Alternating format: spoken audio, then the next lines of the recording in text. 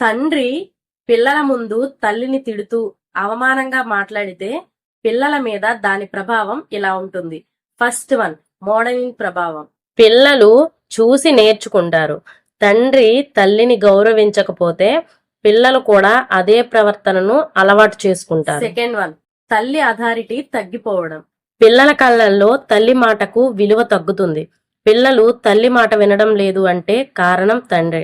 నాన్నే తిడుతున్నాడు కదా, మనం ఎందుకు అమ్మ మాట వినాలి అనే ఆలోచన వస్తుంది. థర్డ్ వన్, కుటుంబ వాతావరణం అస్థిరం కావడం. ఇంటి వాతావరణం ఉద్రిక్తంగా ఉంటే పిల్లలు మొండి స్వభావం, అజ్ఞానం, అసహనం వంటి లక్షణాలు అభివృద్ధి చేసుకుంటారు. ఫోర్త్ వన్, భద్రతా భావం తగ్గిపోవడం. పిల్లలకు తల్లిదండ్రులిద్దరూ భద్రతకు చిహ్నాలు. వాళ్ళ మధ్య గౌరవం లేకపోతే పిల్లల్లో ఆత్మవిశ్వాసం కూడా తగ్గిపోతుంది. అయితే ఏం చేయాలి? ఫస్ట్ పాయింట్, పిల్లల ముందు తల్లిదండ్రులిద్దరూ ఒకరికొకరు గౌరవంగా మాట్లాడుకోవాలి. సెకండ్ పాయింట్, విభేదాలుంటే పిల్లల ముందు కాదు, ప్రైవేట్ గా మాట్లాడుకోవాలి. థర్డ్ పాయింట్, పిల్లల ముందు తల్లిదండ్రులిద్దరూ ఒకే గౌరవానికి సమాన పాత్రులు అనే విధంగా వాళ్ళకి తెలియజేయాలి.